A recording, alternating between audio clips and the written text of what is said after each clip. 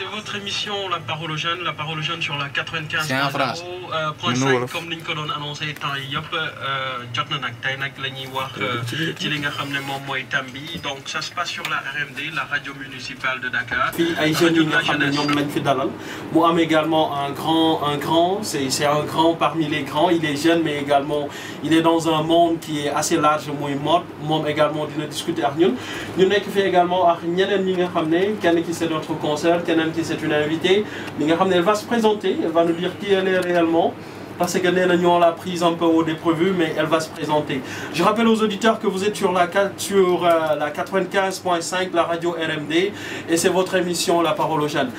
damay def lu dul introduire d'abord les invités et je l'ai dit au début de mes propos ce qu'on va parler c'est du mode yi nga xam ne moom la jeunes yi di sol léegi nag on introduit d'abord nos invités sama waa ji na nga def voilà on commence par les dames ou on commence par les hommes. Par les dames jaajëf. Il est très galant. On commence par les dames. Allez, d'abord, c'est Zeyna Soubou. Moi, je suis ici à la radio municipale de Dakar. Donc, je viens un peu partager avec les jeunes. C'est dans l'émission Parole aux jeunes, voilà. Tout à fait. Voilà, c'est Mara Diouf, invité surprise ou invité prise au dépourvu, comme je l'ai dit tout à l'heure. De toute façon, tu es invité. Voilà, j'ai été dans la radio, j'ai fait ici quelques années, du moins. Bon, je suis actuellement au niveau de la radio Al-Madina FM. Donc, c'est avec un grand plaisir que je viens partager avec vous le plateau. Merci beaucoup. Oui, on commence par notre... Oui. Bonjour à tout le monde, c'est Elhadji Malick Badji di Milkos. Je suis ingénieur informaticien de formation, mais actuellement je suis venu ici en tant que styliste. En tant que styliste.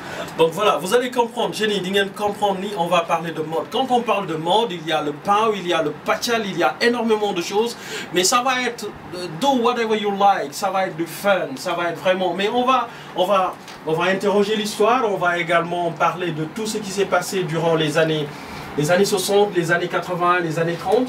Mais tout d'abord, je voudrais qu'on écoute un micro-trottoir qu'une de nos stagiaires a réalisé. On va revenir au plateau pour ouvrir le débat et puis parler de façon plus large ci li nga xam ne moom moo ñu fi tax a nekk. Man je sais pas, j'ai pas très bien compris sa question, mais dafay mel ni jaruñu léegi dañuy sol loolu pour génn di jaayu. Est-ce que c'est la réalité? En fait, Mandiaye, effectivement loolu am na ñu koy def am na ñoo xam ne dañuy pàccal pour mettre en valeur leur poitrine dañ koy exhiber pour attirer góor parce que quoi qu'on puisse dire jigéen moo am ween quoi. Donc le fait que mu koy exhiber noonu di ko wane c'est pour attirer l'homme loolu tamit xam nga mënuñu ko nangu. mënuñu ko bañ loolu c'est. Milkos, tu es d'accord avec. Oui. waaw non mais c'est le but mais lu ñu xamul mooy que lu tax en fait dañu ne góor yi tàkkatuñu mais lu tax góor il faut se poser la question lu tax góor yi tàkkatuñu aussi.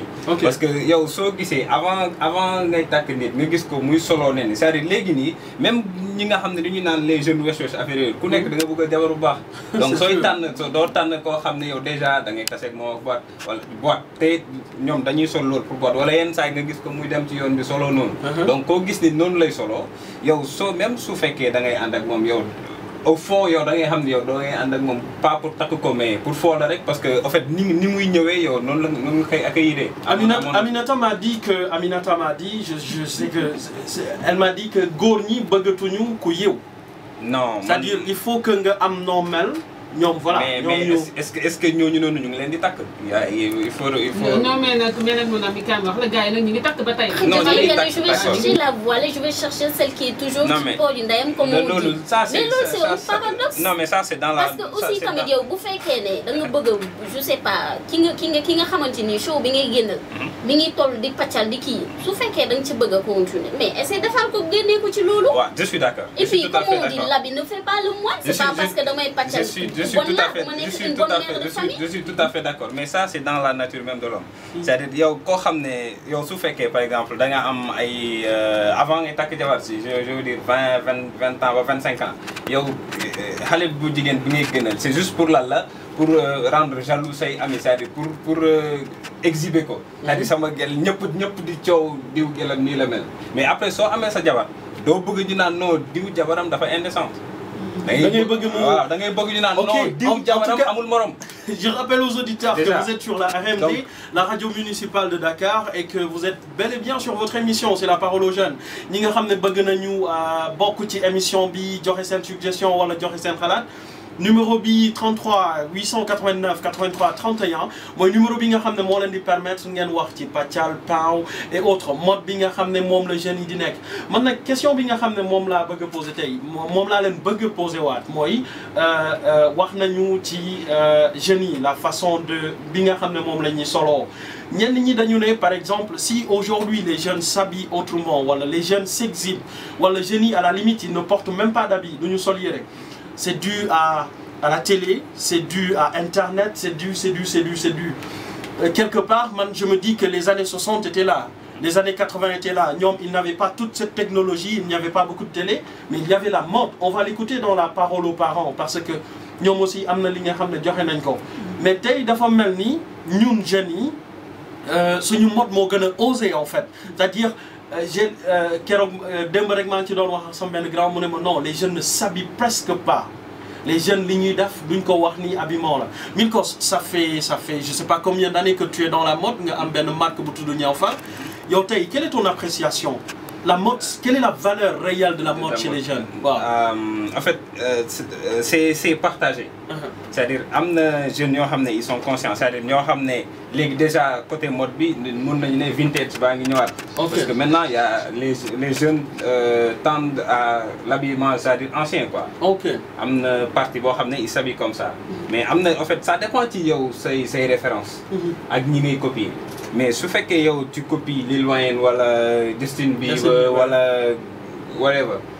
ñooñu noonu nga mën a mel mais su fekkee yow par exemple yow da nga conscient ba pare tu t'habilles en fonction de mën nga doon fashion victime mais yow soo nekkee fashion victime da ngay copier loo xam ne moo positif quoi comme li ma doon wax sànq. Tout à fait. C'est-à-dire déjà mën nañu wax par exemple ci wax bi xam nga fii nii dañ ko fi bàyyoon on s'habillait comme les tubaab et tout léegi il fallait que ñoom ñu xaar ba stade yooyu noonu di commencer sol wax. ñu commencer sol wax parce que léegi Beyoncé day sol wax Rihanna day sol wax. tout le monde ñëpp di sol wax et tout le monde fait du wax. J'ai l'impression alors que dafa mel ni toppandoo ak perte de repère dafa am ci biir. Moi, li ñu doon wax sànq rek du moins l'imitation servie mais aussi tamit mënuma comparer li nga xamante ni mooy mode d'habillement années 60 ak 2000 parce que actuellement comme on dit le monde est devenu un village planétaire. Léegi les nouvelles technologies sont là lu nekk la ñuy gis à la télé. Aussi li ñuy wax la démission des parents. Les parents n'éduquent plus. Les parents ne regardent plus ce que porte leur enfant. Donc les enfants sont laissés à eux-mêmes, ils sont responsables d'eux-mêmes. Donc ils s'habillent comme ils veulent. Et ils s'habillent de façon, je sais pas, je dirais de façon irréfléchie. Parce qu'on voit celle-là porter, je vois Zeyna porter son, je sais pas, son look. Donc sans pour autant savoir que man li japp na ma wala li ça va avec ma forme et tout ça. Madame sol lolu parce que Zeyna moko sol rafet na fashion na nek na dans l'air du temps, je la porte. Donc sans pour autant savoir fan lañu tek sen tànk. Zeyna oui.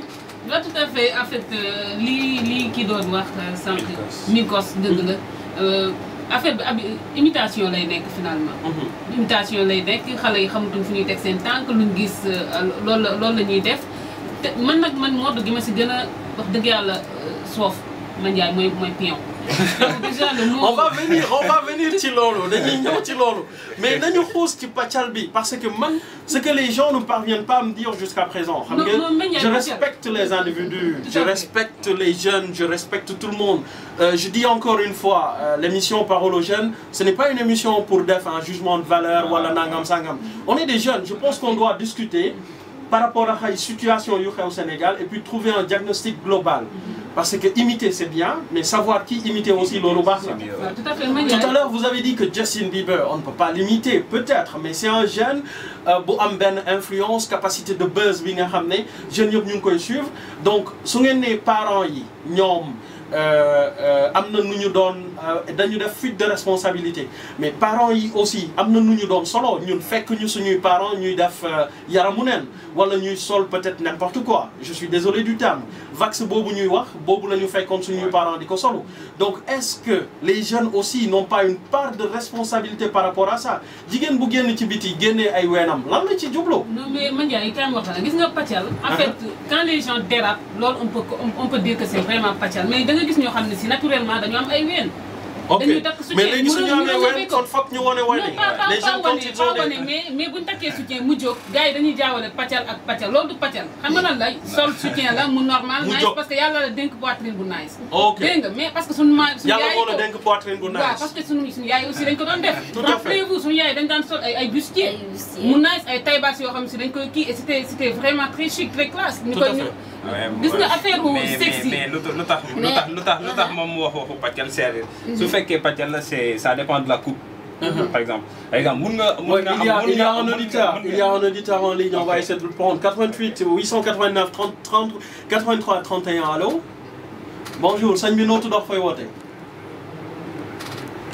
Gibraltar Pape Ngom na nga def merci beaucoup